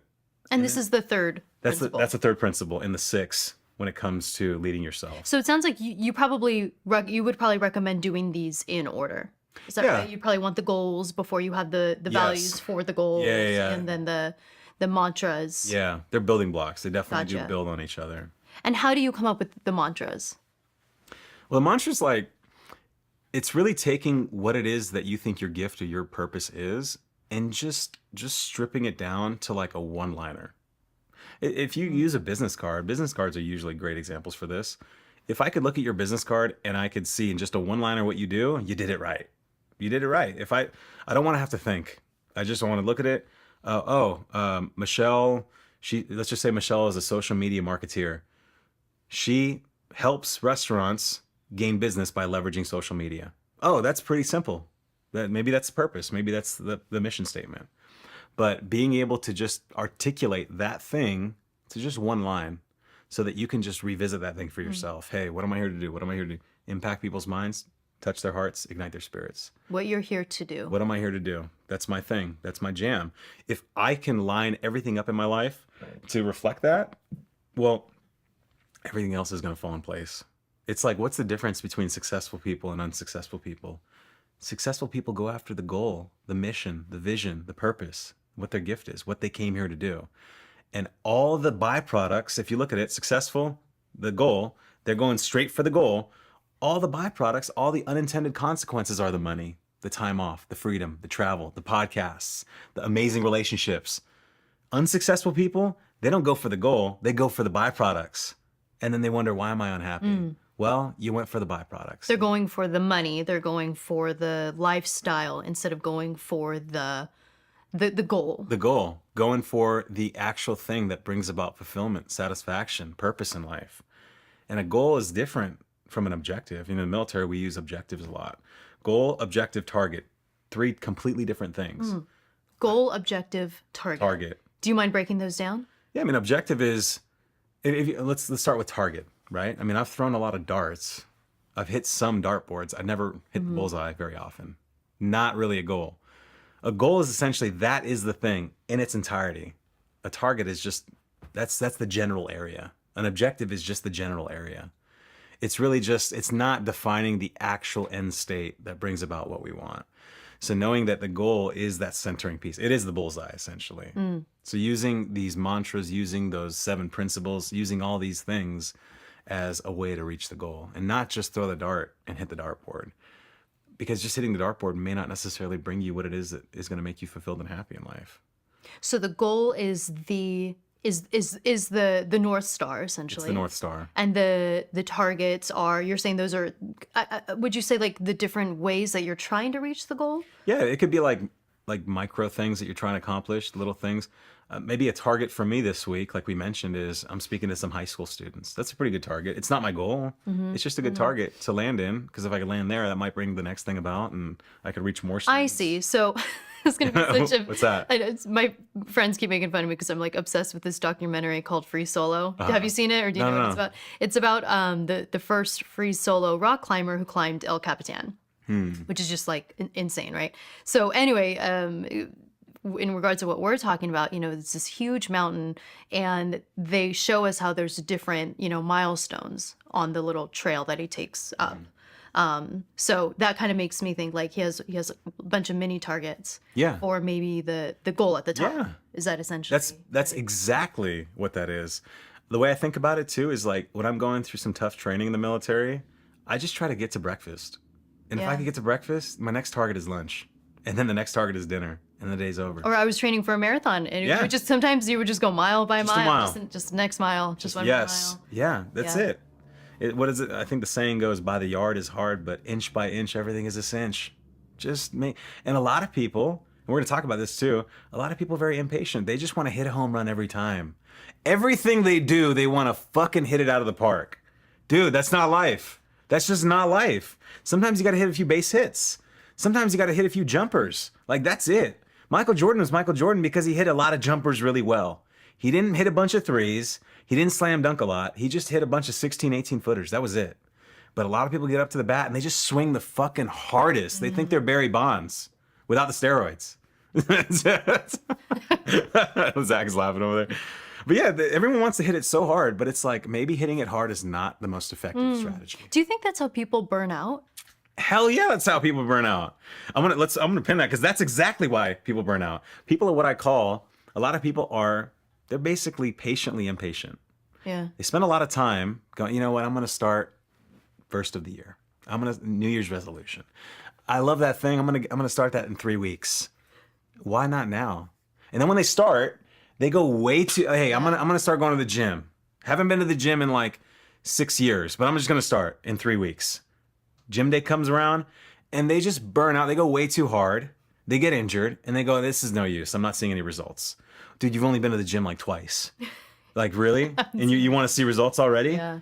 And people burn out, and people like they set really hard targets, and they just say, "Hey, it's not working." But that's what it means to be patiently impatient. Switching it around, being impatiently patient, that's a big deal breaker. So Gary Vaynerchuk and also I think Grant Cardone is kind of the same way. They really push for giving your dreams absolutely everything you have. Literally 18-hour days, no weekends, no work-life balance. Like that's what it takes. But then you hear some people say that a work-life balance is important. So what do you think? I'm assuming it's Okay. more of a balance. So, Zach, if you look at Gary Vaynerchuk, Zach is the invisible third person in this episode. dude, Zach and I have gone so many times back and forth about this. Listening to Gary Vaynerchuk is like fucking taking advice from a cab driver in New York City. Like that's all I'm hearing, right? And I look at the guy, I'm like, He'd probably love that. I don't want to emulate anything he has. He doesn't look like he's in good health. He looks stressed the fuck out. I'm like, I don't want that. So sure, maybe if there is a thesis and that's, hey, give it everything you got. Every single 10x. Just the 10x Well, on that's everything. literally Grant Cardone's book. I've read it. It's a great book. Yeah. If that's the thesis and the antithesis is do nothing, I don't want to live life in any extreme ever. I don't ever want to live life on any of the fringes because I think this is an error and I think this is an error. I got to find my own happy medium. If this is thesis and this is antithesis, I want to find my synthesis. Because trying to be like Grant Cardone or Gary Vee, first of all, we have no idea what their personal family life is like. I don't know what his relationship is like with his wife, his children. I don't know what Grant's. I mean, you see a lot of things on social media. Got, power couple, cool. Everything I see on that screen, I'm going to call bullshit on first. I'd rather call bullshit on it and then know if it's true later. But to take it all for face value, error. Just a fucking dumbass error in judgment. Because the things I put up on social media, the things everyone puts up, is not necessarily a direct reflection of reality. It's most likely not. It's just most likely not. And we know that as human beings, we have cognitive biases. And people know how to play to those cognitive biases. So if I know, like, you take a Tai Lopez, for example. Oh, yeah. The guy's a, social media, he's a mogul, right? He's just got all these social media things. There's a reason why you always see him with a babe in like all of his videos, because that's a fucking cognitive bias. That's me going, oh, he obviously has a beautiful woman next to him. That means what he's saying is accurate. He's talking about the truth. I need to listen. And whatever he says to do, I'm going to do. He got me. He done got me. That was it. It's pretty easy after that. So knowing that this thing is a vehicle, it is a conduit to be used with those cognitive biases is a good way to navigate through the social media plane. Remember we talking about guarding your mind? Mm-hmm. People are going to play to that. People will play to that. So going back to Gary Vee, going back to Grant Cardone, sure, if you want to 10x it, if you want to go all out on your dream, be prepared to lose some things too. Yeah. You just got to be okay with losing some things. Some personal relationships are going to crumble in some other areas in your life, right? The Greek philosophers talked about 4 pillars of the good life. They basically said, hey, health, wealth, love, happiness. That's it. You can take care of those areas in life, everything's going to be great. Well, if you just go after wealth and you don't really focus on the health piece, like a Gary Vee, or the love and the relationships, or the happiness, that's not a great life. I want more balance in my life. And then, when it comes to Gary Vee and you got like Grant Cardone and you got Tony Robbins, all highly successful people, and I respect them. I respect the level of energy they're exerting into the universe, and I respect the level of knowledge that they bring to the table. But I have to be able to step out and understand that they're just professional dopamine sellers. That's all they're doing. You think? They are fucking selling cocaine on the highest scale. And it just, when I watch it sometimes, People watch it and they're like, oh, it feels so good. It just feels good listening to you say that. Because self-development is another area of life where it's just like, hey, let me target everyone that doesn't think they're enough, first of all, and let me just make them feel good. And you don't really hear the action steps. If you watch just one video of Gary Vee, it's basically, here's what he's doing for like 2 minutes out of every 8-minute video. You just gotta grind. You just gotta grind. Just kill it. He's just fucking on his phone. That's it. And everyone's going, yeah, you know what? I like that. That's good. That I believe in that. So if I just sit there and I'm just grinding, I'm doing good. That's not same, different, not same. So this idea that they're just like selling this dope. I like being able to help people feel good. That's why I got into speaking. That's why I got into training. I love creating an environment. I love creating connection. I love that feeling of making people happy. I don't want to be their dopamine seller. I want to show them how to build their own dopamine. If Gary Vee and Grant Cardone are professional cocaine dealers, I want to show people how to make their own cocaine at home. That's essentially what I'm doing. That's essentially what I'm up to. I'll give you an example. When I was a military instructor, I got to take people for 24 days at a time, all 16 of these airmen, and I got to do this experience with them. And I got to motivate them. I got to inspire them. I got to really pour in everything into them. Day of training 24 rolls around. It's grad night.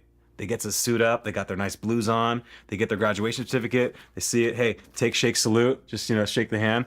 And then they leave. And then we, have a kumbaya. Loved it. Stay in touch. I get to take my week-long break before the next class starts. They go back to their work centers in the military. So they got to go back to the normal. They did their professional military education, back to work. Inevitably, always, after every class ends, I get messages, I get calls, I get texts. People go, Michele, I'm back at work and it just sucks. I'm not motivated. It wasn't like being in your class. I miss that motivation. What gives? What's going on? And I'm like, dude, do you remember what we talked about? I said, what? I said, the biggest mistake that people make is believing that motivation is someone else's job. It's believing that it's someone else's responsibility to motivate me. And you made that mistake. You forgot to motivate yourself. It's a daily game. You got to read. You got to listen to things. You got to have conversations with great people. That motivates you. That keeps you inspired. But I work 8 hours a day. What are you doing for the other 16? Well, I sleep. Okay, can you whittle that down to like 6 hours? Now what are you doing with that 10? What's going on? I think it was Jim Rohn. Mm-hmm. He said, hey, they say motivation doesn't last, but neither does bathing. That's why we recommend it every day. People call me and text me, hey, why do I smell, Sergeant Rostami? It's been 2 weeks since I left your class. Why do I smell? Well, because you didn't take a bath for 2 weeks. How about take a bath? How about inspire yourself? And by inspiring yourself, by maybe reading the stories of people who have gone before you. That's what I loved about instructing. I got to teach the lesson principles and concepts, but I also got to talk about amazing people who have had stories, the autobiographies. And when you hear the stories of people who had nothing and they made something of themselves, they attracted the right people, they had a goal in mind for their life, it's inspiring and it makes you go, damn, they were willing, they were able. If it's possible for them, I could do it too. Inspiration occurs. So how do you think you're different than these guys? I like the action steps. When I sit down with people one-on-one, when I sit down with groups and we have a few hours to just have a workshop or just something together, I like to share these principles and I like to talk about these concepts, but I like to sit everyone down. We do some assiduity. Like we do the work. We get those asses in those chairs. And you don't think that they do enough action steps? I don't think that Gary Vee is a professional action seller. He's just doing his thing and someone's filming him. That's it. He's not a professional teacher, but that's okay. If you want a professional teacher, go to school. If you want a saint, go to church. Mentors, the people who are actually doing stuff, the people who have what it is that you want, that I want, they're busy and they're kind of rough around the edges. Master Sergeant Jason Mitchell, the guy who taught me about assiduity, he was not a professional teacher. The onus was on me to learn what it is I needed to learn from him. So just getting around people and knowing, again, what is my goal? What is my worthy ideal? What is my purpose? What are my values? How am I guarding my mind? If I know how to do these things, if I understand these things, now I could find the right mentors that might have what it is that I'm after. And it's like the Karate Kid, right? You got Daniel-san, you got Mr. Miyagi. Mr. Miyagi wasn't a professional teacher.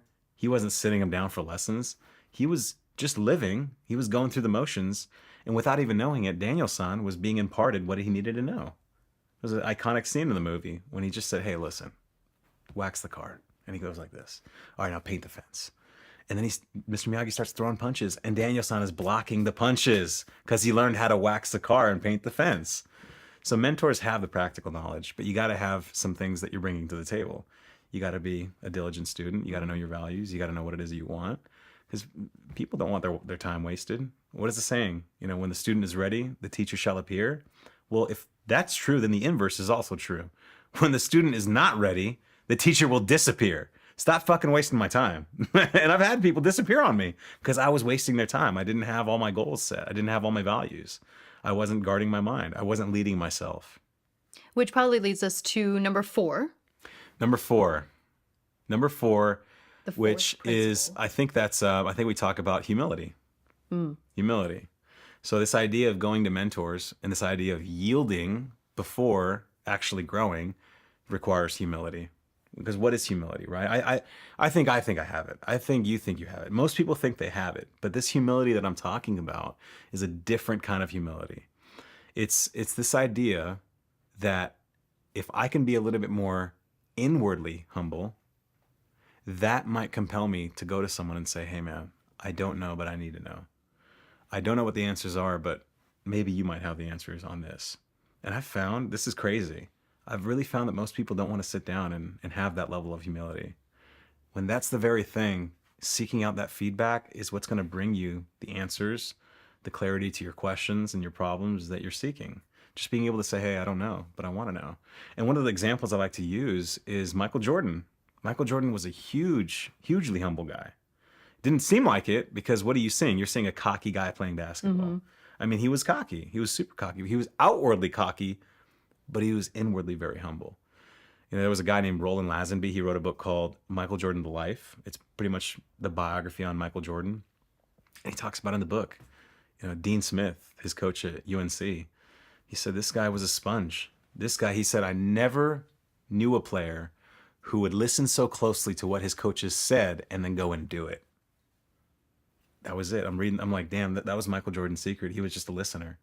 In that book, there's a great story about a guy who's now the head coach of the Golden State Warriors. His name, help me out, Zach. Do you know what I'm talking about? It's, I know everyone watching is like, dude, it's freaking, oh man. So in the book, this guy's sitting down in the locker room. It's this guy, he was on the second run of the Bulls. God, that's going to bother me. The second Bulls run with Jordan in it. And he's sitting down in the locker room, and he said, I was sitting down there and Michael Jordan was seated next to me. And he said, Jordan, everyone knew him as the guy you didn't really kind of approach. He was just on another level. But I was sitting next to him after a game and I said, hey dude, I saw some things that you did last game that I think if you changed this way, it would benefit your game next game. And he said, to my amazement, the greatest player in the NBA was not only listening, but he actually went out and did that very thing the next game. I'm like, dude, the guy was not as good as him, but he still listened. I heard that story about Tiger Woods. Actually, ironically, I think it was from Tony Robbins, but he was saying that Tiger Woods, at the peak of his career, whenever that was, he was he started like weight training or something, which apparently wasn't common for golfers. And people are like, what are you doing? And his whole theory was like, I want to see what else I can do to be better. Yeah. I don't care what that means I have to change, what I have to do. Yeah. But I always want to be better. And he was already at the peak of his career. And then I think it like changed his swing a little bit or something, which apparently is not something you want to do when you're at the top. He was already at the top, miles ahead of the second guy, and he's changing his swing because he wants more improvement. And so this idea that humility unlocks mentors, brings mentors into your life, that speaks to that same level. I mean, Michael Jordan had a coach. You got Dean Smith, University of North Carolina. You got Phil Jackson on the Bulls. You got Tex Winters on the defense. You got a Tiger Woods who had a coach. All these successful people, you look at the line and you're like, everyone who did something significant did it with the help of somebody else.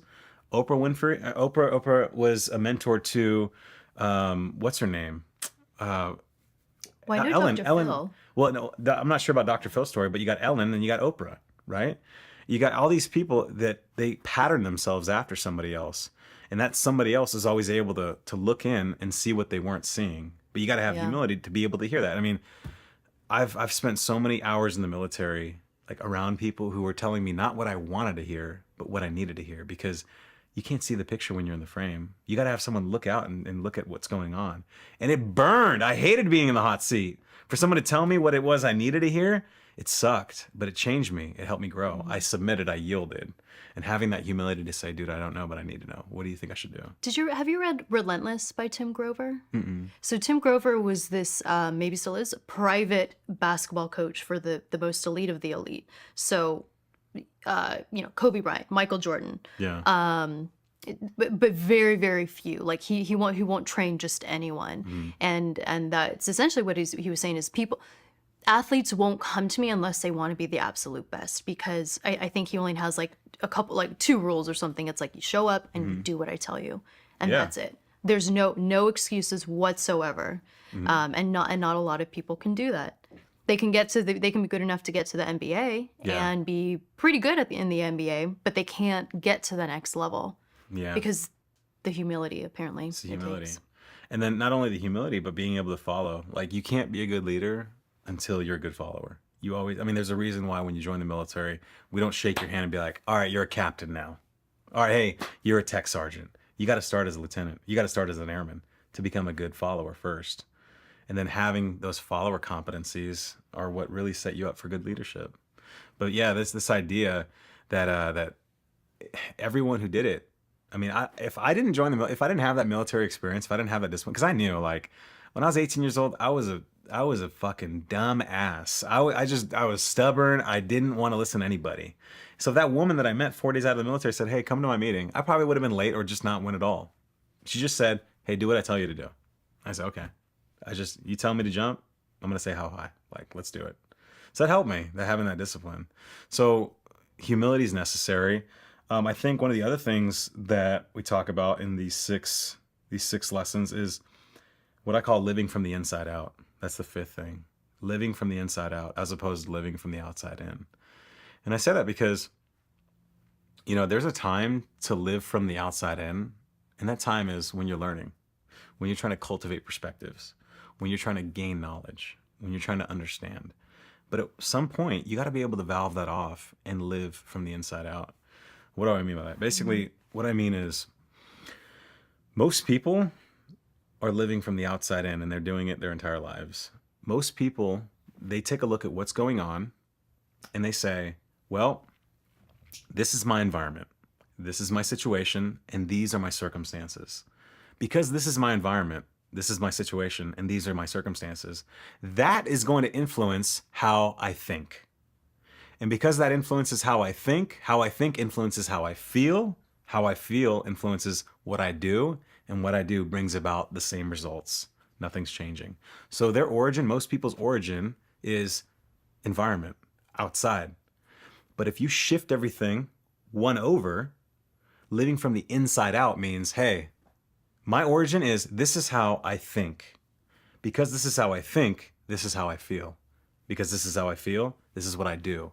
And because this is what I do, these are my new results. Big difference. One starts from the outside in. Hey, this is my environment. Because this is what's going on, I guess this is how I got to think. No, shift it. No, I understand. Here's where I start. Here's where you start. This is how I think. Because this is how I think, this is how I feel. This is how I feel, this is what I do. What I do changes my results. So starting with yourself. Starting with yourself. Starting how you think. And your thinking is influenced by, like you said, the 5 closest people around you. What you read, what you expose your mind to, what you're guarding your mind from. So starting with yourself. You got to start with yourself. Everything originates in thought. Every significant accomplishment in this world happens 2 times. First in the mind and then in reality. It's like Earl Nightingale says, we become what we think about most of the time, and that is the strangest secret in the world. And James Allen wrote a book called As a Man Thinketh, and he said that as a man thinketh in his heart, so is he, and as he continues to think, so he remains. So what you think is always the first place everything comes from. So if you're letting your mind, your thinking be influenced by the outside world, then you're not originating in thinking. You're originating from the outside. But if you can understand and acknowledge what's going on the outside, your situation, your circumstances, and say, I get it, that's cool, but I'm starting with my thinking. And because I'm going to change my thinking, I'm going to change my feelings. Change my feelings, change what I do. Change what I do, change my results. Change my actions. Actions, reactions, results. That all has to start from the inside out. And how would you recommend people, I guess, do that? Stick with that particular mindset. I mean, do you recommend like meditation or what the mantras we were talking about earlier? Well, it all kind of, I don't think it's just one thing. It's all, like you said, the mantras help me get back. Hey, things are going on, but what am I here to do? I'm here to impact people's minds. I'm here to touch their hearts. I'm here to ignite their spirits. Starts with my thinking. That's what I'm here to do. Or, hey, what am I here to do? What's my goal? I want to speak to and train corporations, businesses, leaders, future leaders. So using these little things to get me back into living from the inside out. And then accountability is important.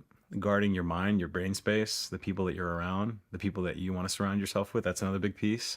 Just the smallest things. All these little things kind of build on each other, and they come together in a way that help the last lesson out. So the best way to start from the inside out is just being in touch with your values, your beliefs, your goals, how you guard yourself, your humility, your North Star, and then having the accountability from the right people. I mean, it's easier to run with a bunch of lions than have one around your neck. It's going to be a little harder to run when you have people who don't believe. And it's hard because, like, friends and family, they're great, but they're also in the circle and they can say some mean things. And maybe it's not intended, but because you let people in, those people can affect you in a negative way if you let them. Sometimes it's hard when you have someone so close to you that doesn't believe in you. I mean, that pretty much sums up a lot of relationships and how they dissolve. If you've ever been in a relationship, I've been in a relationship with someone who said they believed in me, but their actions didn't believe in me. And that wasn't cool. That just wasn't. I need someone who's able to be my cheerleader, because we need that. We need encouragement. It's a basic human need. Oh, absolutely. And then you have the sixth core principle. The sixth. When this one, I have to ask you, I don't know what it means. Yeah. So we talked about this idea of being impatiently patient, as opposed to being patiently impatient. And we kind of talked about that.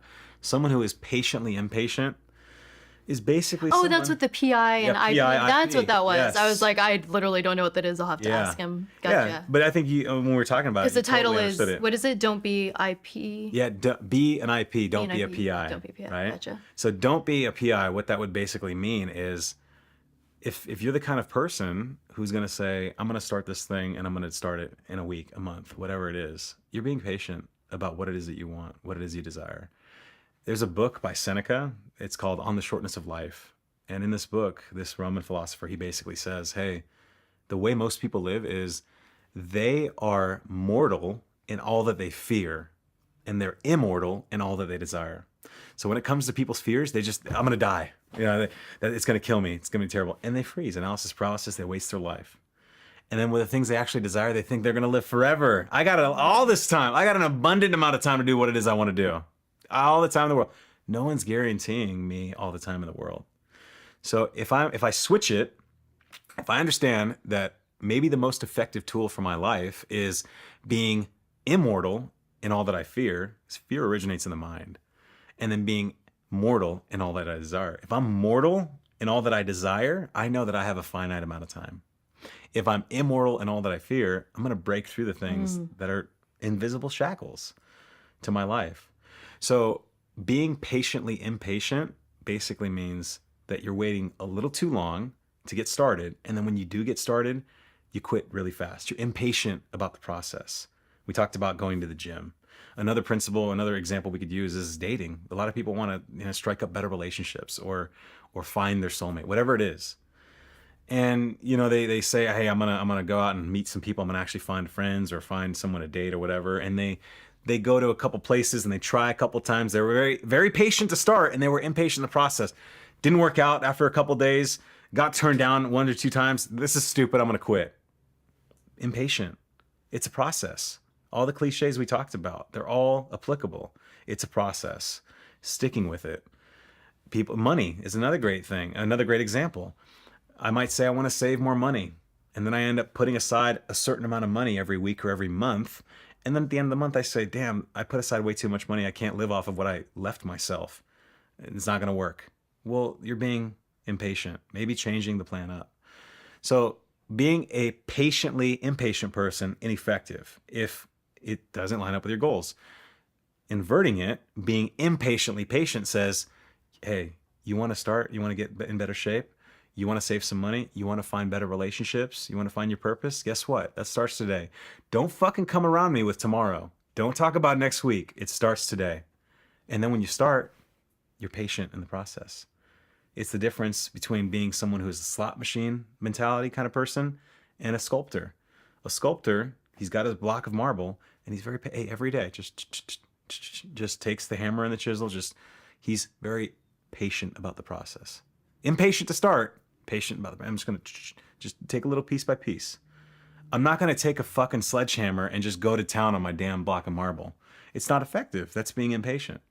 So being more IP than PI. That's basically the whole process. Right. So those are the 6 core principles for your when you leading yourself segment. Leading yourself. Yeah. Yeah. I mean, I like to keep things simple. I'm from the military. I'm dumb. So I have to I like steps. You know, if you can army proof it, Air Force proof it, just give me the 5. Just, hey, never mind the delivery story. Show me the baby. Okay. That's all I want to see. Just you give me the 6 steps and I'll follow that and good to go. Just keep it simple. I like to keep it simple for myself and I like to keep it simple for other people because like we talked about, we are bombarded with so many things every day. If we could just narrow things, if we could simplify things, sometimes simplicity is the most beautiful thing. Just simplify it. Follow some basic principles, some basic concepts, and it'll get me just a little bit closer to what it is I want. Then I might find a new principle, new concept, new mentor, new opportunity, chase that thing. It's just a life of ratcheting up. That's all it is.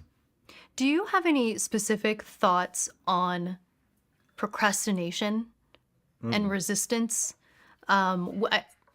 I know I definitely feel this sometimes, and I know a lot of other people do that. When you're going after something, you know, you have your goals, you have your action steps, but when it comes time to do them, or maybe something particular in them, there's this resistance. You just don't want to do it, but like you know you have to. You know it's part of your goals. You may even want to do it, but you just can't, and you find yourself procrastinating. Like, what is that? I don't know if you've thought about it at all. I have. It's a great question. Sometimes I have to ask myself, why am I really doing this? Like, why? I got a client who's he's in acting too. Like he's pretty much he finished out the Lee Strasberg down in LA and stuff, and he's pretty successful. Gets a lot of opportunities. And then he called me, and he's basically like, dude, I got this gig coming up, and I'm just dreading it. I don't want to read the script. I don't want to like go through the steps. And I'm like, okay, so why? And I just asked him some questions. Why are you doing it? Well, I'm an actor. I said, okay, well, what's the purpose of doing this thing? Well, you know, I think I should just take on work. Well, you should take on work? Where's that should coming from? Because it's not coming from you. Any should is coming from somewhere else. He said, okay. I said, okay, well, so what is your portfolio like?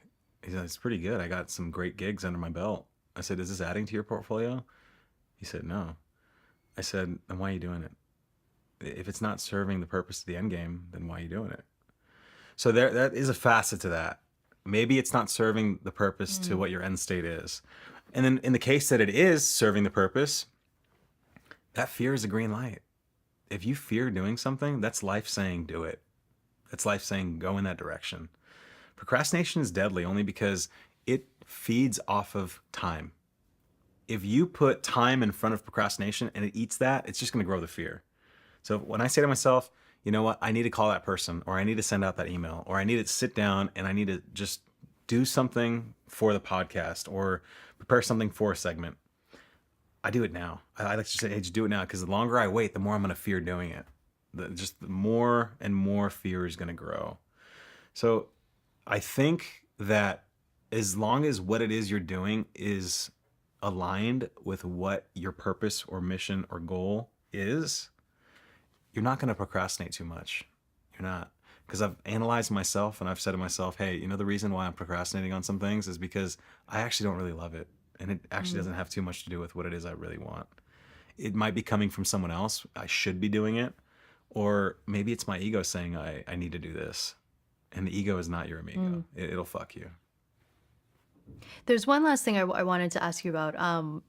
when you have a formula that you like to use, which is, and I'm probably going to get this wrong, so feel free to correct me, which is what's your passion plus what does the world need equals your mission in life, right? Yes, yeah. I see. Yeah, Yeah, but within that you also say, and then also find out how to get paid. yeah, And I loved that you included that last part in there, find out how you can get paid, because I feel like there's a big push right now for, you know, doing what you're passionate about, and that work shouldn't always be about money, which I agree with if you're able to find that balance. But also, you know, living a life of passion but not being able to make ends meet doesn't sound great either. yeah. So what are your thoughts on that? Well, I think that whole diagram, that idea works because it helps you do it more. So it's a Japanese philosophy I learned when I was stationed in Japan by a guy I worked for. His name was Shinji Hosobuchi. We called him Bush. He was the Japanese guy that spoke the most English in the whole shop. We had a bunch of Americans and a bunch of Japanese working together in the same like shop essentially. And he was the foreman. And Bush, he always used to say to me, "Ikigai, Rostami-san, Ikigai."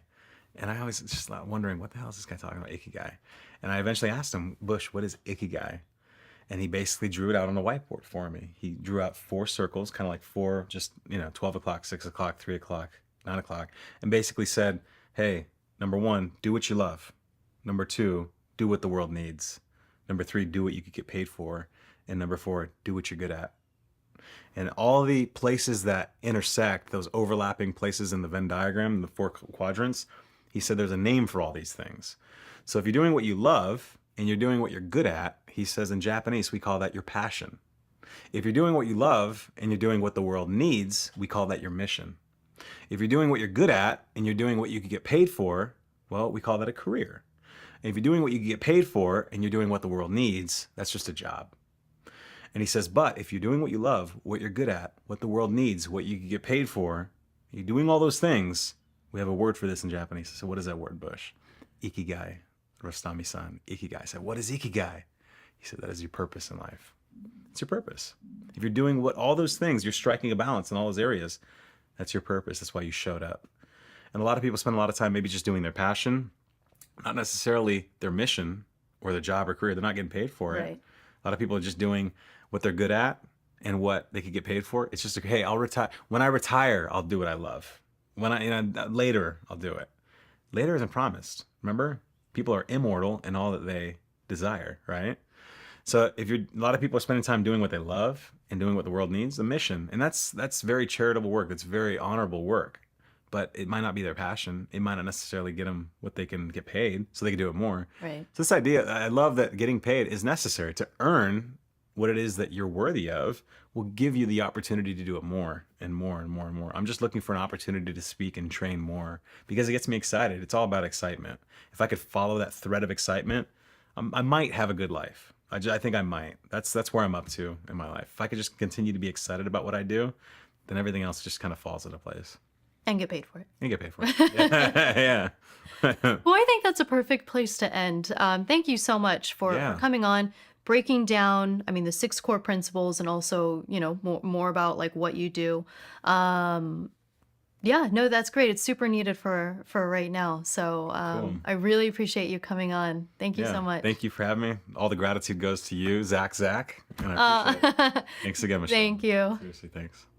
Hey everyone, thanks so much for watching the episode. If you're interested in contributing to the conversation and supporting the show, there's 2 easy things you can do. 1, click subscribe, and 2, visit our Patreon page where you get exclusive access to the Exploring Minds community.